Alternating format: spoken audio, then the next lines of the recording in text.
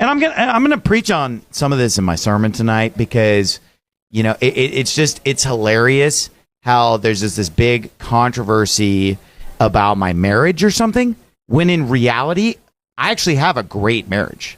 And my wife and I get along great. And I would venture to guess that our marriage is probably better than most people's marriage.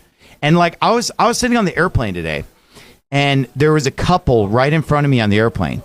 And I was just kind of impressed by the fact that this was a married couple, and they talked about how they'd been together since high school and stuff. And they were like middle-aged, but they just seemed like they were just genuinely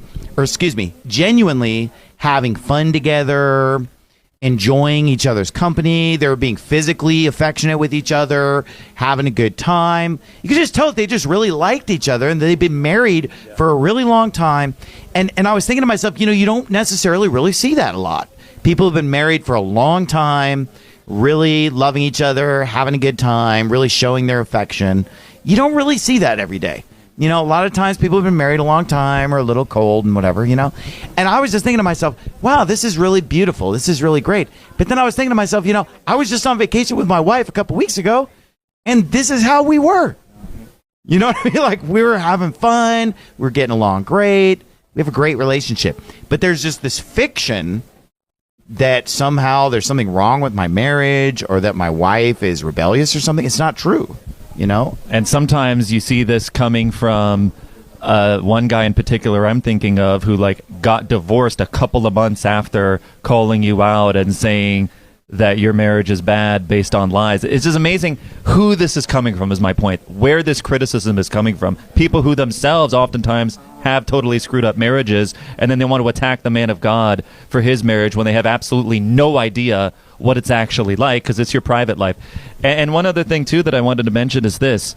I thought that this movement was based on, or was predicated on, we're going to preach the truth no matter what. We saw it with the post-trib, pre-wrath rapture, preaching that no matter what the opposition told us. You think about the sodomite issue. You think about replacement theology. But then all of a sudden, when it comes to issues of the family and authority, now it's time to compromise, and it causes this big problem.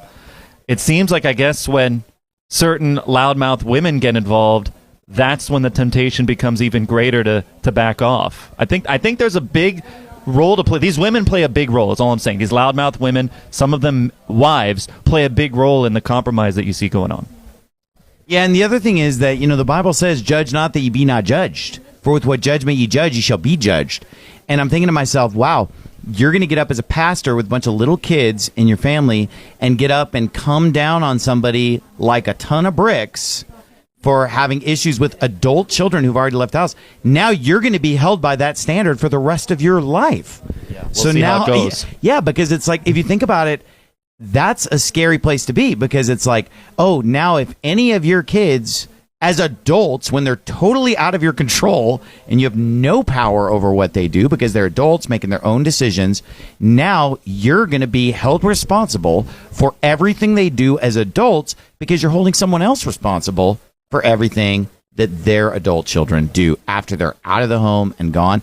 That's really setting yourself up for, and also not only that, but, back to the Esther 1 story, you're sending a message to every woman and teenager, because even though my wife and I are on the same page, get along, and have an awesome relationship, the narrative is supposedly that my wife is just abused, even though she will tell you, no, I've never been abused. I love my husband. Everything's great.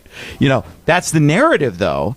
And so now you're basically just weaponizing all kinds of teenagers and rebellious wives and just whoever by setting this precedent of, oh, well, as long as you're right, quote unquote, or as long as you're, being treated mean, supposedly, we're all going to back you up and side with you. And if your parents, spank you as a teenager, they're bad and they're the problem and all this stuff. It's a horrible precedent. It sends a horrible message.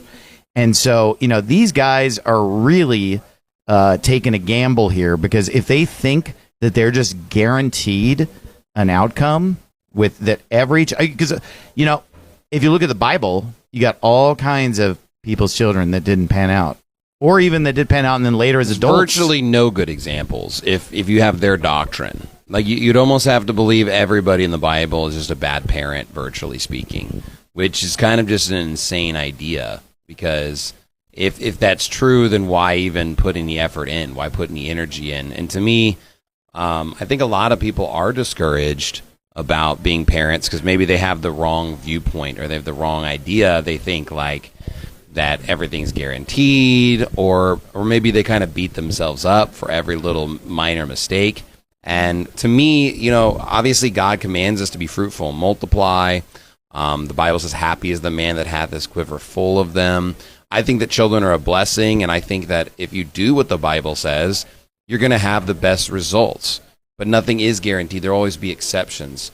But at the same time, I kind of preached a whole sermon about it. I think that obviously by doing nothing, you're almost guaranteeing their failure.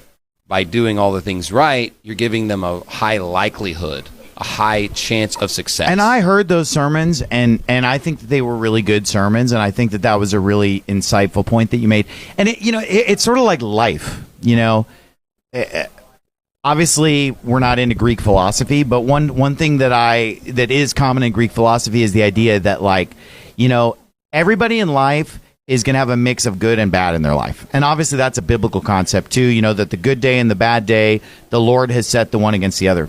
And so if you read ancient Greek literature, they kind of say, hey, if your life is a mix of good and bad, then you should be real happy because that's the best you can hope for, because some people's life is just all bad, but nobody's life is all good. Right. And that's true. And so obviously you can't just have this pie in the sky attitude that everything's going to be great, everything's going to be good. Unfortunately, every area of life kind of tends to be a mixed bag. The good day, the evil day, you're going to have, great times with your kids, you're going to have problems with your kids, you're going to have great times in marriage, you're going to have problems in marriage.